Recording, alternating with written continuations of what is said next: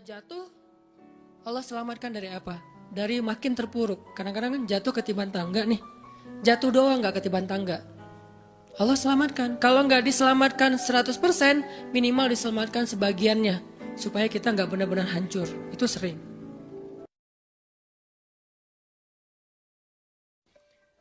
Di antara nikmat yang sering kita gak sadari itu adalah nikmat Allah menyelamatkan kita dari banyak kerugian. Kalau keuntungan kan kita tahu nih, karena wujud kan. Tapi kalau kerugian, kita seringnya nggak tahu karena tidak berwujud. Kalau berwujud, rugi. Kalau dihindarkan dari kerugian, pasti nggak akan ada wujudnya. Misalnya dihindarkan dari jatuh, berarti kan nggak ada lecetnya ya. Kalau lecet berarti jatuh. Kalau nggak lecet, berarti nggak jadi jatuh. Nah ini berarti kan tidak berwujud. Karena nggak berwujud, seringnya kita nggak sadar kalau itu nikmat dari Allah. Tapi kita harus belajar yakin, itu sering terjadi dalam hidup kita. Baik itu lecet fisik ataupun lecet hati. Berat. Karena kalau udah kerasa di hati kita kan berarti ada masalah nih. Kadang-kadang Allah menyelamatkan kita dari kekecewaan, dari marah, dari sakit hatinya. Itu kan tidak ada wujudnya karena kita diselamatkan. Tapi yakin bahwa sesungguhnya itu juga nikmat dari Allah. Makanya harus tetap bersyukur walaupun kita kadang gak bisa menghitung nikmat Allah. Karena emang gak mungkin menghitung nikmat Allah. Wa in ta'uddu ni'matallah. Gak mungkin kita bisa menghitung nikmat Allah. Gampangnya misalnya coba aja, ada gak kita yang bisa ngitung jumlah tetes air hujan ketika turun hujan? Itu baru satu nikmat ya, hujan doang nih. Bisa gak ngitung berapa tetes air hujan yang jatuh ketika kita lagi musim hujan? Atau sekali hujan aja nih, setengah jam berapa tetes? Gak ada yang bisa ngitung. Itu aja gak sanggup, apalagi nikmat-nikmat yang lebih besar. Nah, jadi tetap walaupun kita gak sadar nikmat Allah apa, tapi kita pakainya bukan cuma dengan logika. Hidup saya kayaknya gini-gini aja, logikanya nih. Tapi kalau kita beriman, sebetulnya gak gini-gini aja. Hidup kita tuh harusnya lebih parah dari ini nih. Hidup kita tuh harusnya banyak masalah. Cuman sebagian besar masalah udah Allah hindarkan. Udah Allah selamatkan kita dari masalah-masalah itu. Cuman dikasih sebagian kecil sebagai pengingat buat kita. Kadang-kadang kalau gak dikasih masalah sama sekali, kita suka jauh dari Allah. Karena Allah kangen. Di antara hadis kangennya Allah kepada kita tuh, Allah kalau kangen kepada hambanya dikasih ujian. Hamba yang kayak gimana? Hamba yang kalau gak dikasih ujian gak deket sama Allah. Sehingga kalau Allah kangen sama kita, yang gak deket sama Allah nih, suka lupa sama Allah, Allah kasih kita ujian. Tapi ujian yang dikasih juga ujian yang insya Allah masih ketahan sama kita. Karena Allah gak mau ngasih kita ujian yang mencelakai kita. Kalau itu terjadi namanya bukan ujian, tapi namanya azab. Dan insya Allah orang beriman gak dapat itu. Yang dapat kayak gitu tuh kelasnya udah kelas Firaun, Haman, Korun, Namrud ya. Abu Jahal, Abu Lahab itu kayak gitu tuh. Tapi kalau kelas orang muslim yang udah beriman cuman gak soleh-soleh amat, insya Allah yang dikasih bukan azab. Yang dikasih adalah ujian. Kenapa? Allah kangen dengerin curhat kita di sepertiga malam. Allah kangen ngeliatin kita menangis dan manja kepada Allah. Allah kangen kita bangun tengah malam atau sepertiga malam berdoa kepada Allah. Allah kangen kita berdiri dan sujud dengan waktu yang lama. Kadang-kadang sujudnya setengah jam, saking lagi berserah diri kepada Allah. Allah kangen, makanya dikasih ujian dikit. Tapi ujian yang dikasih ke kita tuh sedikit dibandingkan yang Allah hindarkan dari kita. Tapi mana buktinya dihindarkan? Kalau ada buktinya namanya gak dihindarkan. Kalau sudah wujud namanya kena. Kalau gak kena pasti gak ada wujudnya. Terus gimana kita tahu? Kita mungkin gak tahu, tapi kita bisa meyakininya, iman. Makanya yang dipakai bukan hanya logika, tapi juga iman. Karena Allah Subhanahu wa taala menyelamatkan kita siang dan malam. Kulla yaumin huwa fi sya'n. Itu ayatnya. Kulla yaumin huwa fi sya'n. Setiap hari Allah sibuk menyelamatkan kita. Salah satu tafsir dari kalimat fi sya'nin adalah Allah sibuk menyelamatkan kita. Setiap hari, kulla yaum. Sibuk menyelamatkan fulan-fulan, sebanyak jumlah manusia, sebanyak itulah yang Allah selamatkan. Bukan cuma mukmin. Bahkan orang kafir juga kadang Allah selamatkan, cuman di dunia. Kalau di akhirat beda lagi ceritanya. Kalau di dunia, rahmat Allah semuanya dikasih. Baik kepada mukmin ataupun kepada yang tidak mukmin, dikasih rahmat Allah di dunia. Tapi di akhirat hanya berlaku bagi orang-orang yang beriman. Kenapa orang yang tidak beriman kok dikasih rahmat Allah di dunia? Karena di sisi Allah dunia itu kecil, gak terlalu berharga, makanya dikasih semuanya. Akhirat itu berharga, makanya dikasih buat yang Allah sayangi, yang Allah pilih doang, yaitu orang yang beriman. Jadi jangan sampai kita berpikir Allah tuh kayaknya gak fair, kok orang gak beriman dikasih rahmat di dunia? Karena dunia itu gak terlalu berharga di sisi Allah. Seandainya dunia itu ada harganya walaupun sebelah sayap nyamuk, gitu kan hadisnya, gak akan Allah kasih itu dunia kecuali kepada orang beriman. Tapi berhubung lebih ringan daripada sebelah sayap nyamuk, dikasih kepada semuanya. Ibaratnya kalau kita ngasih kayak ngasih lagi jalan gitu ya, naik angkot misalnya, naik angkot terus sama istri nih naik angkot berdua. Terus pas turun angkot, harga angkotnya tuh misalnya 3.000. Udahlah kasih aja 5.000. Karena 2.000 yang kita kasih, nggak mungkin istri kita komplain. Kemarin aku minta nggak dikasih, nggak akan mungkin kan? Kenapa? Cuma 2.000. Tapi coba ngasih 100.000. Beda tuh. Karena dia sesuatu yang ringan, maka tidak perlu komplain. 2.000 doang, saya juga dikasih lebih dari itu. Harusnya kita sadar bahwa dunia itu 2.000-an. Dunia itu cuma 2.000-an. Gak terlalu berharga lah. Walaupun tetap butuh. Gak berharga juga butuh. Sehingga ketika ada orang yang tidak beriman dikasih 2.000-an kayak gini, kita yang beriman jangan sirik. Mending saya gak beriman kalau kayak gitu. Ternyata gak beriman juga dapat tuh banyak. Gak banyak, cuma 2.000-an. Dan kita mah dikasih lebih banyak dari itu. Cuman yang dilihat 2.000-nya. Bukan yang ratusan ribunya. Ini artinya teman-teman, yuk kita tetap belajar bersyukur kepada Allah. Walaupun kita gak sadar nikmat Allah itu apa. Kita gak bisa ngitung dengan logika kita. La tuhsuha, gak mungkin bisa dihitung dengan logika. Tapi kita masih punya logika iman. Yang kita yakin, kulla yaumin huwa fi sya'n. Setiap hari itu Allah ngasih nikmat buat kita. Setiap hari itu Allah menyelamatkan kita dari banyak masalah. Setiap hari. Bukan pernah tuh dulu gue nyelamatin lo. Enggak. Setiap hari diselamatin. Kita ada orang yang kadang-kadang nyelamatin kita dari satu musibah. Itu kan berjasa dan kita kayak ngingat seumur hidup kan ya. Dianggap kayak orang yang paling berjasa dalam hidup kita. Dulu hampir putus gara-gara dia gak jadi putus gitu. Nyambung lagi dalam bentuk yang halal misalkan ya. Berarti kan dia paling berjasa nih. Kalau gak gara-gara dia nih udah putus tuh. Kalau nggak gara-gara dia udah cerai nih. Alhamdulillah gara-gara si fulan, gara-gara ustadz itu, gara-gara teman saya, gara-gara orang tua. Kita yang tadinya hampir bercerai, nggak jadi bercerai kan dia berarti berjasa banget dalam hidup kita. Menyelamatkan rumah tangga. Allah menyelamatkan kita dari yang kayak gitu-gituan tuh kulla yaum, setiap hari. Kalau yang belum menikah, setiap hari Allah menyelamatkan kita dari zina. Apalagi kita hidup di zaman fitnah. Apalagi kita hidup di kota besar kayak di Bandung. Yang fitnahnya mungkin lebih besar daripada di desa. Dengan mudah kita bisa terjerumus ke dalam dunia-dunia yang kayak gituan. Mudah banget. Tapi setiap hari diselamatin. Besok diselamatin lagi. Lusa diselamatin. Walaupun seringkali Allah pengen nyelamatin kita. Kitanya aja yang kekeh gak mau diselamatin. Udah jatuh. Allah selamatkan dari apa? Dari makin terpuruk. Kadang-kadang kan jatuh ketiban tangga nih. Jatuh doang gak ketiban tangga. Allah selamatkan. Kalau nggak diselamatkan 100%, minimal diselamatkan sebagiannya. Supaya kita nggak benar-benar hancur. Itu sering.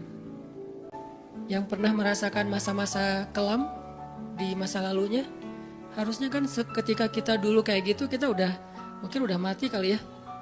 Yang sering tawuran misalnya, yang sering tarung di jalan, alasannya alasan sepele gitu. Kayak kemarin saya pas ke Jakarta ada acara di daerah Bintaro tuh lagi jalan, ada tawuran pelajar.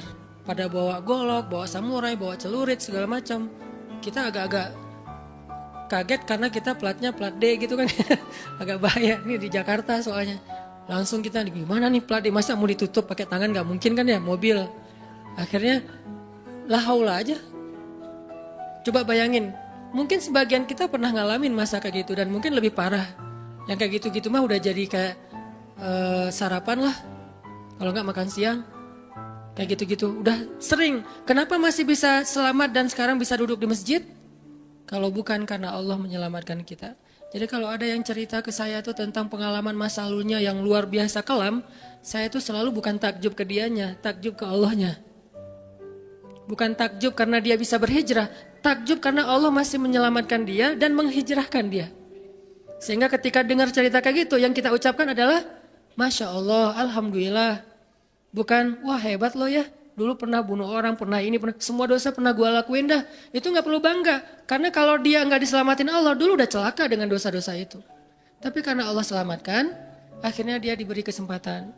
Bikin dosa dibiarin sama Allah. Bikin dosa dibiarin, bukan dibiarin berbuat dosa, dibiarin supaya dia kembali kepada Allah, dikasih kesempatan. Dan itu gak sehari, bertahun-tahun kan kita kayak gitu. Masih aja Allah biarin, masih Allah kasih kesempatan. Ini artinya teman-teman, benar kulla yaumin huwa fi sya'an. Setiap hari itu Allah selalu jagain kita. Setiap hari itu Allah selalu nyelamatin kita dari banyak masalah. Kalau yang udah nikah, mungkin di hari-hari pertama atau tahun-tahun pertama nih pengalaman pernikahan ya. Ya nggak apa-apa deh. Sedikit lah ya, saya emang nggak terlalu berpengalaman.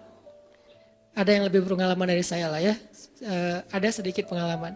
Biasanya orang yang baru nikah ujiannya itu 3 tahun pertama. Kalau dia bisa ngelewatin masa 3 tahun pertama, insya Allah agak lebih mudah ke depannya. 3 tahun pertama ini paling berat. Apalagi kalau dia nikahnya, alhamdulillah gak pacaran. Kalau pacaran kan ujiannya udah sebelum nikah udah banyak ujian ya. Pas sudah nikah ya udah selesai. Bukan udah selesai ujiannya, udah gak ada yang perlu udah hambar aja. Udah plain ya. Pernah gitu Ustaz? Enggak sih. Untung ya, untung. Alhamdulillah gak pakai pacaran. Soalnya yang pacaran diputusin melulu. Jadi yang udah pacaran lama, pas udah nikah, kita mau ngapain lagi ya? Kayaknya udah semua ya. Oh iya, udah semua. Bulan madu dari dulu juga udah sering. Kan udah agak-agak plain gitu kan. Tapi kalau yang belum nikah, belum pacaran, nikah nih. Jadi kayak benar-benar baru pacaran, cuman ada konsekuensi lain yang mungkin ini jadi kayak semacam ujian lah biar sabar. Masa-masa adaptasi, masa-masa saling mulai mengerti, oh ternyata kamu tuh kayak gini dan segala macam. Apalagi kalau baru nikah langsung LDRan kan berat banget tuh. Nikah LDRan, pacaran LDRan aja berat. Benar gak sih? Nggak ngaku Pacaran LDRan aja berat, apalagi nikah LDRan. Kenapa? Pacaran itu kan masih banyak pantangan. Nikah kan udah masih banyak ibadahnya. Tapi nggak boleh ibadah, coba gimana? Nggak sengsara tuh, merana kan? Harusnya boleh, tapi nggak boleh. Yang tadinya nggak boleh aja sengsara, apalagi udah boleh. Nah ini artinya setiap hari dalam tahun-tahun pertama pernikahan kita bisa aja mengatakan, udah deh, saya talak kamu. Apalagi laki-laki. Kalau nggak sabar dikit keluar kata-kata talak. Kalau udah keluar nggak bisa ditarik lagi tuh. Karena kalimat itu walaupun guyon tetap kena kan. Guyon aja kena apalagi serius. Nggak usah, saya waktu itu lagi dikuasai amarah. Emang ada yang cerai dalam keadaan nyaman? Kita talak yuk gitu. Nggak ada kan. Yang namanya cerai pasti marah tuh. Jadi nggak ada istilah gara-gara marah terus talaknya nggak berlaku, nggak. Maksud marah yang nggak berlaku talak itu kalau sampai hilang akal. Tapi rata-rata kita masih berakal sih walaupun marah juga. Karena ada orang yang marah tuh kemudian dia jadi kayak orang yang gila gitu gara-gara marahnya itu hilang akal. Tapi kalau masih berakal, masih mukallaf, masih bisa berpikir, ya namanya cerai nggak ada yang nggak marah. Yang namanya cerai pasti marah. Aku talak kamu. Gak ada. Udah talak manggilnya say. Udah gitu pakai emoticon yang love gitu. Tapi talak kan agak-agak klise ya. Gak ada. Pasti emoticonnya tuh berderai-derai atau hatinya terbelah kan gitu kan ya. Lagi rame soalnya tuh yang kayak gitu-gitu. Cie. Ini artinya bahwa yang namanya talak nggak ada nyamannya. Pasti lagi marah dan tetap berlaku teman-teman. Kalau nggak Allah membimbing lisan kita, mungkin hari kedua udah talak tuh. Kalau Allah nggak membimbing hati kita, mungkin bulan pertama udah talak. Berarti kulla yaumin huwa fi sya'an. Sebetulnya kalau dengan logika iman, harusnya kita yakin setiap hari itu Allah pasti nyelamatin kita setiap hari. Cuman karena udah diselamatin jadi nggak ketahuan. Kalau nggak diselamatin ketahuan. Tadi mau jatuh di jalan nih, naik motor nih, mau keserempet harusnya jatuh, tapi nggak jadi keserempet. Atau keserempet dikit nggak jatuh, kan kita suka lupa kalau kayak gitu kan ya. Kalau udah jatuh baru ingat. Kan saya tadi udah baca bismillah, kenapa masih jatuh? Gitu kan? Tapi kalau nggak jatuh, kita lupa bahwa ternyata perjalanan kita itu dilindungi oleh Allah sehingga kalau udah sampai bilang alhamdulillah. Jadi banyak yang kita nggak bisa ngitung karena memang tidak terjadi. Kenapa nggak terjadi? Allah yang menyelamatkan kita. Kulla yaumin huwa fi sya'an. Sehingga tetap walaupun mungkin kita nggak ngerasain, bilang aja alhamdulillah, alhamdulillah setiap hari aja gitu. Karena nggak ada ruginya juga kita ngomongin alhamdulillah. Satu-satunya kata atau nama yang nggak rugi disebut cuma nama Allah. Dan satu-satunya nama yang rugi kalau disebut nama mantan. Itu nggak enak banget nyebutnya. Kadang-kadang lagi ngobrol sama temen atau lagi kenalan di dalam kampus nih ya, atau kelas anak baru ceritanya. Kan kenalan nih, dipanggil nama sama guru satu-satu. Pas ada satu nama misalnya namanya siapa gitu kan ya. Kita sendiri yang pas nama itu disebut langsung meriang. Lah kamu kenapa? Itu nama mantan saya bu. Kan suka gitu ya. Sampai ada nama jalan bisa buat dia kegeeran sendiri. Saya pernah di Masjidil Haram ada salah satu nama gate, nama gate tuh bukan gate Masjidil Haram ya. Kalau gate Masjidil Haram semuanya nama cowok kan, nggak mungkin saya punya mantan cowok kan. Salah satu gate di hotel lah itu namanya tuh nama, pokoknya nggak usah disebut ketahuan ntar di stalking lagi ya. Ada salah satu gate di hotel besar kayak Zam-Zam Tower gitu, gate-nya tuh namanya nama seseorang. Pas ngeliat tuh gitu doang. Coba bayangin nama aja bisa bikin kita calangap? Nama, coba. Jadi satu-satunya nama yang kalau disebut itu bikin kita nggak nyaman, itu nama muatan. Dan satu-satunya nama yang kalau disebut bikin kita dapat kebaikan, cuma nama Allah Subhanahu Wa Taala. Setelah itu baru nama Muhammad SAW. Makanya nggak ada ruginya lah bilang bismillah, innalillah, astagfirullah, masya Allah, subhanallah dan segala macam yang ada kata Allahnya. Sehingga Nabi bilang segala sesuatu yang di dalamnya ada nama Allah maka diberkahi. Dan segala sesuatu yang di dalamnya tidak ada nama Allah maka tercabutlah kebaikannya. Jadi nggak ada rugi. Sehingga sampai nama orang aja yang paling baik itu adalah Abdullah sama Abdurrahman. Walaupun manggilnya Dul, El.